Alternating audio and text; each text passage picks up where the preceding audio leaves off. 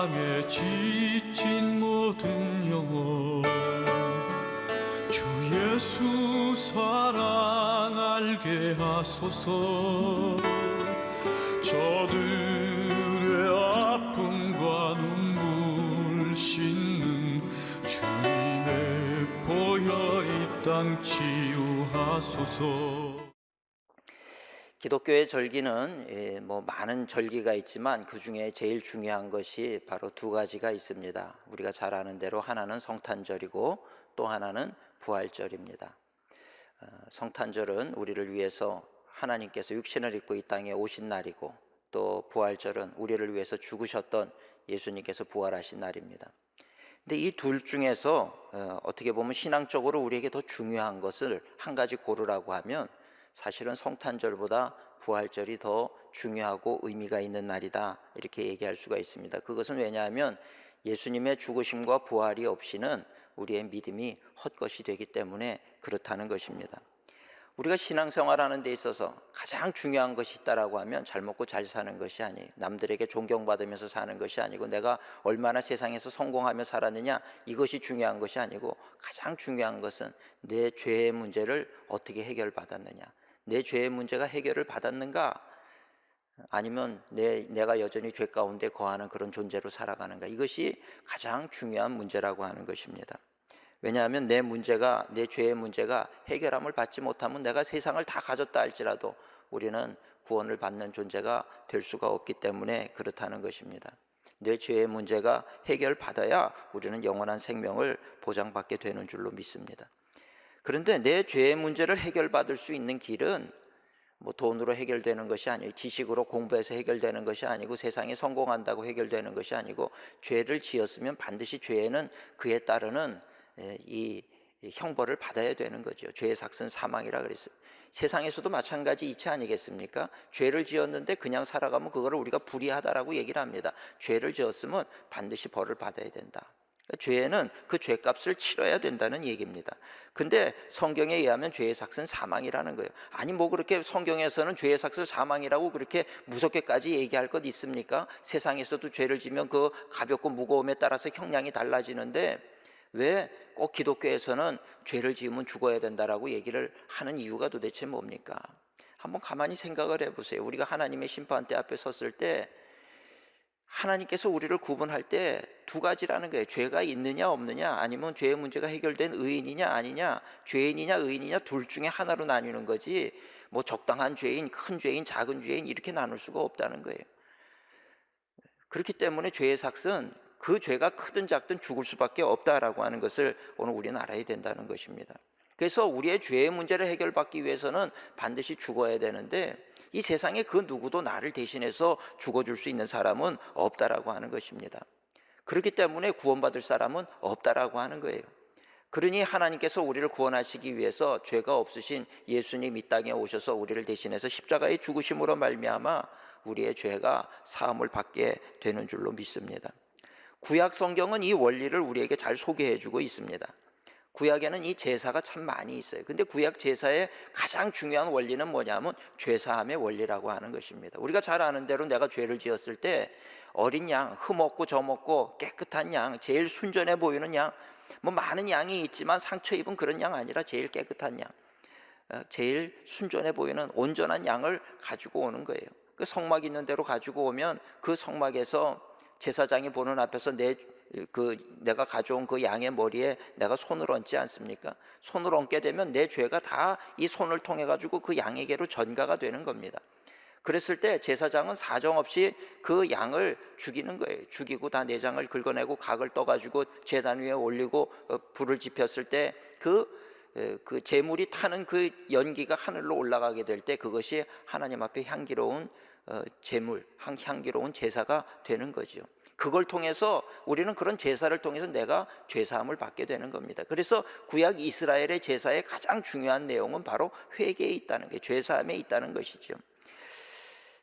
그래서 이 제사를 드렸는데, 이런 구약의 제사는 예수 그리스도를 통해서 우리의 죄를 사하시기 위한 하나의 예표가 되어진다라고 하는 것입니다. 이 이스라엘 백성들은 나라를 잃고 절망 가운데 살게 될 때 언젠가 힘 있는 메시아가 나와가지고 자신들을 이방의 압제에서 구원하고 자유를 줄 것이고 다윗의 그 번성했던 나라를 다시 세울 것이다. 그래서 메시아가 와가지고 우리로 하여금 이 어떤 타 민족에게 이 우리가 압제를 당하는 이 압제로부터 우리를 자유하게 할 것이다.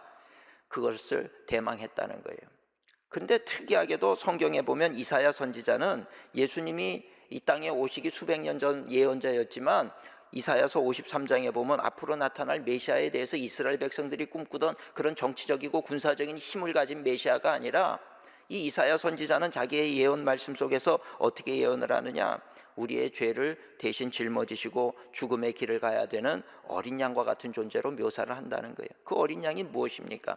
구약의 제사에서 나 대신 죽어야 되는 그 어린 양을 묘사를 하는 거죠. 세례 요한도 마찬가지라는 것입니다. 예수님을 처음 보았을 때 세례 요한이 했던 얘기는 뭡니까?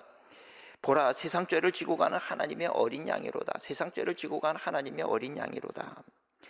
이 모든 성경이, 참 놀라운 것은 이 성경에서는 구약의 제사와 또 이사야 선지자의 앞으로 나타날 그 메시아를 어린 양으로 묘사하고 있는 것이나 이런 것들이 결국은 예수님께서 오셔서 우리를 대신해서 죽으심으로 말미암아 우리를 죄에서 구원하시기 위해서 오시는 메시아다라고 하는 것을 우리에게 가르쳐주고 있다는 것입니다. 그리고 예수님은 실제로 이 땅에 오셔서 우리를 대신해서 우리의 모든 죄짐을 짊어지시고 십자가에 죽으신 줄로 믿습니다. 그래서 이 모든 성경에 이 얘기가 되어지고 있는 그 내용들이 보면은 일맥상통한다는 게, 어떻게 이렇게 정확하게 누가 마치 짜맞춘 것처럼 이렇게 정확하게 이 성경의 이야기가 이렇게 정확할 수가 있느냐. 혹 이 성경을 잘 알지 못하는 사람은 이거야 누가 그렇게 계획적으로 의도하고 이 작품을 구상을 해가지고 이렇게 만들었기 때문에 맞는 것 아니겠습니까? 이렇게 얘기할 수 있을지 모르겠습니다. 그러나 이것은 성경을 모르는 사람들의 얘기라는 거예요. 이 우리가 읽고 있는 이 성경책이라고 하는 이 성경책은 약 1000년에서 1500년으로 추정을 합니다. 1000년에서 1500년의 세월 동안에 약 40여 명의 시대를 달리하고 지역을 달리하고 생각을 달리하는 그런 저자들이 기록한 책들을 모아놓은 거라는 말이죠. 근데 보면은 이 성경에서 이야기하고 있는 그 내용이, 이 주제가 일맥상통하고 있더라는 것입니다. 예수 그리스도, 오실 메시아와 오신 메시아를 소개하고 있는 것이 바로 구약 성경이라는 거예요. 그 왜 메시아가 오셨느냐, 우리를 죄에서 구원하기 위해서 오셨다. 이것이 성경의 주제라고 하는 것입니다. 그래서 예수 그리스도 십자가에 달려 죽으심으로 우리가 구원을 받은 거죠. 그래서 이 성경의 메시지를 한 단어로 이야기한다 그러면 예수님이에요. 예수 그리스도가 성경의 주제라고 하는 것입니다. 그분이 죽으심으로 우리가 구원을 받았다. 이것이 복음이라는 거죠. 복음, 복된 소식, 기쁜 소식. 우리가 신앙생활하는 데 있어서 그래서 가장 중요한 것을 얘기하자 그러면 예수님의 대속의 죽음이라는 것입니다. 예수님이 죽지 아니하시면 우리와 아무 상관이 없는 것이 되어져 버리고 말아요. 우리는 여전히 죄 가운데 살아가는 그런 존재가 될 수밖에 없고 구원을 얻을 수 없는 그런 존재로, 저주받은 존재로 살아갈 수밖에 없다라고 하는 것입니다. 이 예수 그리스도의 죽음이 없이는 하나님께로 나아갈 수 있는 길이 없다라고 하는 것이지요. 그럼 이 부활, 죽음은, 그렇게 해서 예수님의 죽음은 참 내 신앙생활하는 데 있어서 의미가 있다라고 하는 것을 내가 알았다라고 하면, 그러면 부활은 뭘 의미합니까? 그냥 죽음으로 끝나면 되는 것 아닙니까? 예수님의 부활이 나에게 있어서 어떤 의미가 있습니까? 이렇게 질문할지 모르겠습니다. 예수님께서 죽으심으로 우리의 근본적인 문제가 해결됐다는 건 알겠는데 부활하시는 것은 또 무슨 의미가 있습니까? 저는 오늘 본문 말씀 보니까 제자들이 안식 후 첫날에 이 막달라 마리아가 예수님의 무덤을 찾아가지 않습니까? 예수님의 무덤을 찾아가가지고 보니까 예수님의 시신이 없어진 거예요. 그러니까 누가 이 예수님의 시신을 어디 다른 데다가 치운 줄 아는 거죠. 그래서 놀래가지고 와서 제자들에게 와서 예수님의 시신이 없습니다, 누가 옮긴 것 같습니다. 그러니까 실망과 좌절 가운데 있던 예수님의 제자 중에 그래도 수제자였던 베드로와 예수님이 가장 사랑했던 요한이죠. 여기서 그 다른 제자라고 얘기하는 것은 요한을 얘기합니다. 이 베드로와 요한이 달려가는 거예요. 그 예수님의 무덤을 향해서 달려가는데 오늘 성경에 보니까 요한이 조금 더 빨랐던 것 같아요. 요한이 먼저 무덤에 이르게 되었다. 이 무덤 문 안으로 들어가지는 못하고 무덤 밖에서 이렇게 들여다보고 있는데 베드로는 뒤쫓아와 가지고 그냥 요한을 밀치고는 그 무덤 안으로 들어가서 예수님이 누웠던 곳을 바라보게 되는 거예요. 들어가서 보니까 예수님의 시신이 없어요. 그러니까 요한도 따라서 다시 들어가서 보니까 정말 없더라는 것입니다. 이 예수님의 시신이 없었다. 무덤에 있어야 할 예수님의 몸이 없어졌다. 비어 있었다는 얘기죠. 이 빈 무덤이 의미하고 있는 것은 무엇을 의미하는 것인가? 부활을 의미하는데, 저는 오늘 이 무덤이 비었다는 것 속에 담겨 있는 세 가지 의미를 잠시 말씀을 전하고 함께 은혜를 나누고자 합니다. 첫째는 죽음이 끝이 아니다라고 하는 것을 증거하는 거죠.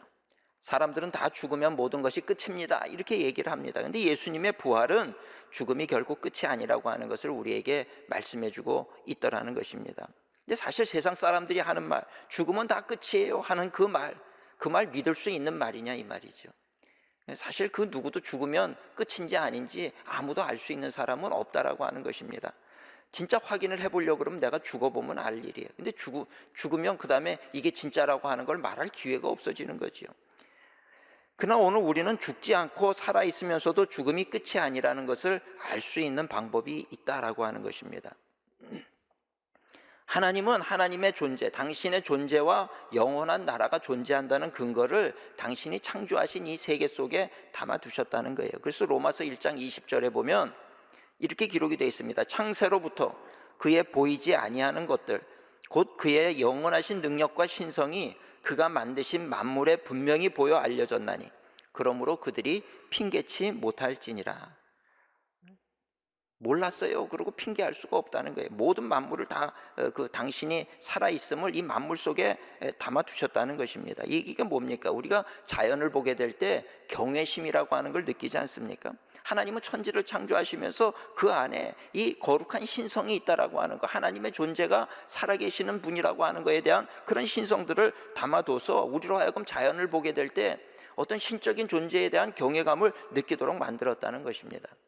사도 바울도 마찬가지예요. 사도 바울은 고린도전서 15장에서 부활에 대해서 얘기를 합니다. 그래서 15장 51절 52절에 사도 바울은 이렇게 고백합니다.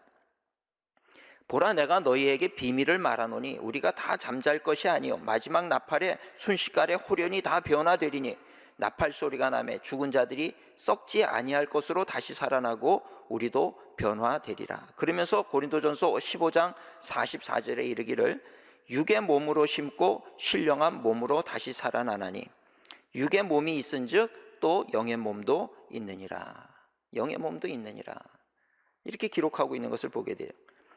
사도 바울이 이렇게 분명히 말할 수 있는 이유가 도대체 뭡니까? 사도 바울, 당신이 어떻게 합니까? 육의 몸이 있고 신령한 몸이 있는 것을 당신이 어떻게 안다고 이런 얘기를 합니까? 이렇게 질문할 수 있겠죠.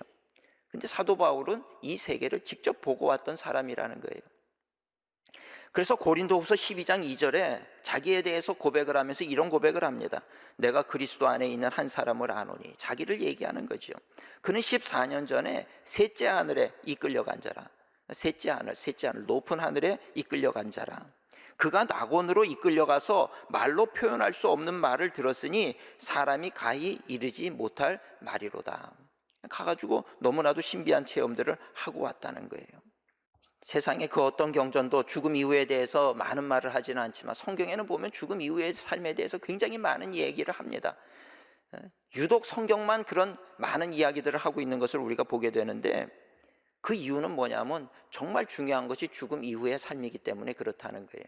죽음 이후의 삶이 중요하니까 성경에서는 계속해서 죽음 이후의 삶에 대한 얘기, 예수님도 심판에 대한 이야기를 얼마나 많이 하는지 몰라요. 구원에 대한 이야기, 수많은 예수님의 제자들도 복음을 전하는 이유는 이 세상이 중요한 것이 아니라 죽음 이후가 중요하기 때문에 자신들의 목숨을 내놓고 복음을 전하는 그런 수많은 사람들의 모습을 우리는 보게 된다는 것입니다.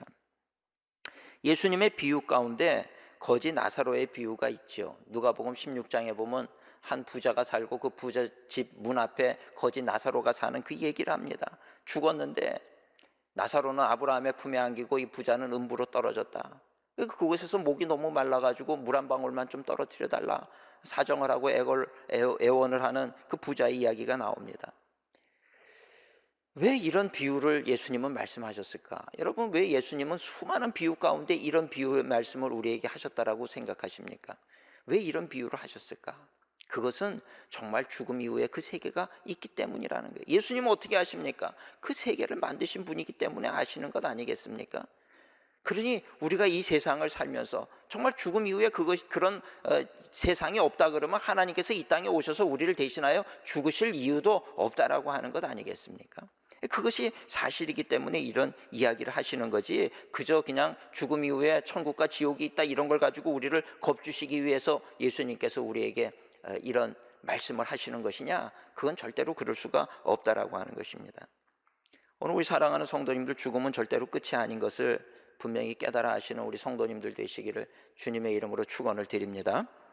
예수님은 실제로 죽었다가 사흘 만에 부활하심으로 죽음이 우리 인생을 전부 끝내버리는 종착역이 아니다라고 하는 것을 보여주셨어요. 이 부활의 사실을 우리 사랑하는 성도님들 분명히 확신하시고 이 세상이 아니라 영원한 나라에 소망을 두고 살아가는 우리 성도님들이 되시기를 주님의 이름으로 축원을 드립니다. 두 번째로, 이 빈 무덤의 의미는 사탄의 권세가 완전히 꺾였다라고 하는 것을 의미합니다. 우리의 그 원수, 우리의 가장 큰 원수는 누구냐?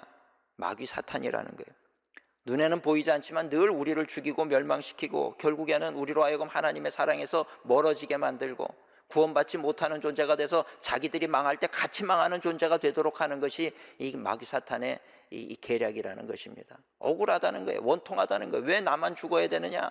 하나님이 구원하고자 하는 저 인간들도 내가 다 끌고 내려가서 죽어야 되겠다. 그래서 우리를 공격하기 위해서 수많은 공격 무기가 이 사탄에게는 있다는 거예요. 전략도 있습니다. 그래서 마귀 사탄이 우리를 죽이고 멸망시키려고 덤벼들면 넘어지지 않을 사람이 없다라고 하는 거예요. 근데 그 마귀 사탄이 사용하는 가장 큰 무기 가운데 가장 강력한 무기가 뭐냐? 죄와 저주와 죽음이라는 거예요. 죄와 저주와 죽음이 강력한데 그 중에서도 가장 강력한 것은 바로 죽음이라고 하는 것입니다. 이 사탄의 가장 강력한 무기가 죽음이에요. 예수님도 자기가 죽여버리면 그 다음에는 그 하나님이 하시고자 하는 일이 다 무너질 것이다, 이 생각을 한 거예요. 처음에는 유혹을 했어요. 세 가지 유혹을 가지고 예수님을 유혹해도 안 넘어져요. 그러니 죽이는 수밖에 없겠다. 그래서 예수님의 제자로 하여금 배신하게 만들어서 예수님을 죽게 만들어요. 자기의 가장 강력한 공격 무기인 이 죽음으로 말미암아 예수님의 사역을 꺾어버리려고 했지만, 그러나 예수님은 부활하심으로 말미암아 그 죽음의 권세까지도 무너뜨려 버리신 우리 주님이신 줄로 믿습니다. 마귀의 일이 무엇입니까? 결국 우리를 공격해서 죽게 만드는데 육신의 죽음뿐만 아니라 영적인 죽음까지, 영적인 파멸까지, 그것이 마귀 사탄의 일이라는 거예요. 근데 예수님께서는 이런 마귀 사탄의 일을 십자가에서 깨트려 버리시고 우리에게 소망과 생명을 주신 줄로 믿습니다. 마귀는 우리를 죄짓게 만들고 서로 저주하게 만들지만 예수님은 우리의 죄를 사해 주시고 저주가 아니라 축복하게 만드시는 거죠. 마귀는 병들게 만들고 서로 미워하게 만들지만 예수님은 치유하시고 서로 사랑하게 만드는 것이 예수님의 방법이죠. 내가 채찍에 맞음으로 너희가 나음을 입었다, 병들고 죽는 것이 아니라 예수 그리스도를 믿는 믿음으로 치유를 받으라는 것입니다. 사망에서 생명으로 옮겨지라는 얘기예요. 마귀 사탄은 우리를 공격해서 세상살이도 어렵게 만들고 실패하고 좌절하고 절망하게 만들지만 예수님은 세상을 이기게 만드셨어요. 그래서 희망이 넘치고 소망이 넘치는 삶을 살게 하시더라는 것입니다. 마귀 사탄을 생각할 때는 답이 없어요. 모든 것이 절망이지요. 그러나 예수님을 바라보면 우리가 답이 있는 것을 보게 되는 거예요. 예수님이 해답이십니다. 예수님을 바라보게 되는 거지요. 그리고 결국 마지막에 가서는 이 사탄의 가장 큰 권세, 무기라고 할 수 있는 그 죽음까지도 예수님은 부활하심을 통해서 그 죽음이 끝이 아니라고 하는 것을 증명해 보이시는 우리 예수님이신 줄로 믿습니다. 이 예수님은 철저하게 처음부터 끝까지 하나에서 열까지 다 마귀의 일을 멸하시는 일을 했더라는 것입니다. 아담과 하와가 범죄했을 때 그 아담과 하와를 유혹했던 뱀을 향해서 하나님께서 저주하실 때 뭐라고 말씀하십니까? 여자의 후손은 너의 머리를 상하게 할 것이고 너는 그의 발꿈치를 상하게 할 것이다. 이것이 바로 십자가의 사건을 얘기하는 거예요. 그저 예수님 십자가에 달려 죽으셨지만 그것은 사탄이 예수 그리스도, 여자의 후손 되시는 예수 그리스도의 발 뒤꿈치를 상하게 할 뿐이라는 것입니다. 그러나 그래서 자기가 승리한 것처럼 보일지 모르지만 결국에는 부활하심을 통해서 이 마귀 사탄의 권세, 머리를 밟아버리시는 거죠. 이 예언의 성취가 십자가에서 이루어진 것을 우리가 분명히 깨달아 하는 우리 성도님들 되시기를 주님의 이름으로 축원을 드립니다. 그러나 예수님께서 이렇게 부활하지 못하시고 죽는 것으로, 십자가에서 죽으심으로 끝난다라고 하면 진정한 승리라고 얘기할 수가 없다는 거예요. 근데 부활하심으로 말미암아 마귀의 가장 강력한 무기인 죽음을 깨트려 버리신 줄로 믿습니다. 그래서 우리가 인생을 살면서 우리는 더 이상 마귀 사탄의 공격에 대해서 두려워하지 않아요. 오히려 예수님을 믿는 믿음으로 승리의 삶, 소망과 기쁨이 넘치는 삶을 살아가게 되는 줄로 믿습니다. 빈 무덤의 의미 세 번째는 지금도 우리 가운데 일하고 계신 예수님을 의미하는 거예요. 부활하신 예수님 무엇을 하시느냐? 지금도 우리 가운데서 일하고 계시는 우리 예수님이신 줄로 믿습니다.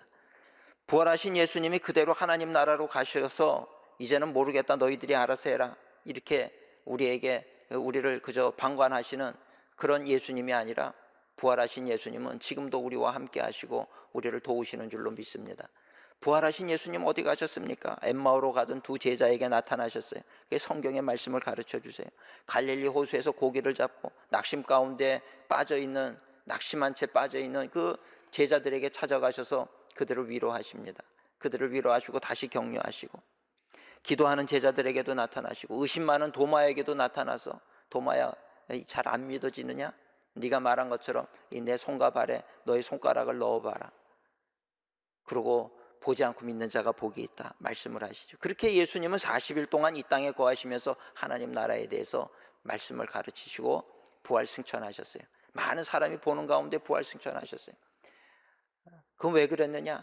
너희들이 본 모습 그대로 다시 오신다, 이 재림에 대한 약속을 주시는 그 예수님의 모습을 보게 된다는 이야기입니다. 우리 예수님 십자가에서 죽으시고 부활하심으로 이제는 내 할 일 다 했으니까 너희들 앞으로 열심히 살아봐라, 그런 예수님이 아니라고 하는 것을 우리가 분명히 알아야 될 줄로 믿습니다.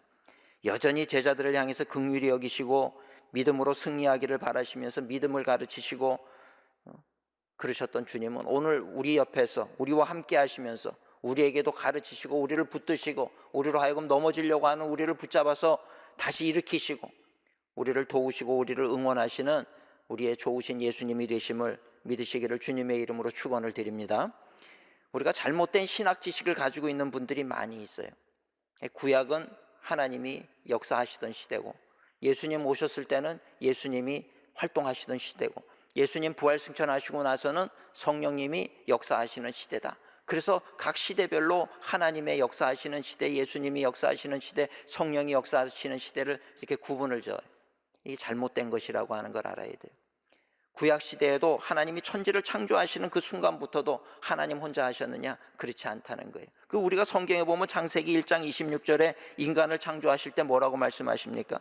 우리의 형상을 따라, 우리의 모양대로 우리가 사람을 만들자. 천지를 창조하실 때도 우리가, 하나님께서, 성부, 성자, 성령 삼위일체 하나님께서 같이 활동을 하셨다는 거예요.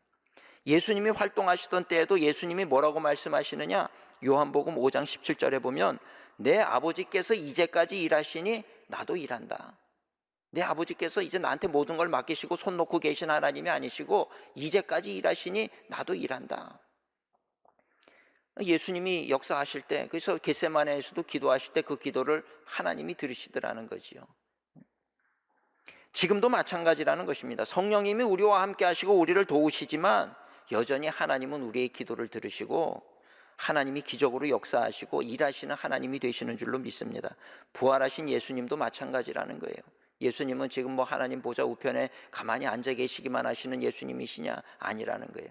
하나님이 일하시지만 예수님도 지금도 일하세요. 성령님도 일하시고, 그 어느 때보다도 마지막에 가까우니 성부, 성자, 성령 삼위일체 하나님께서 열심히 일하시면서 우리를 구원하시고 우리에게 힘주시고 마귀의 일을 멸하시고 우리로 하여금 마귀 사탄의 권세를 꺾어버리도록 만드시는 이가 하나님이신 줄로 믿습니다.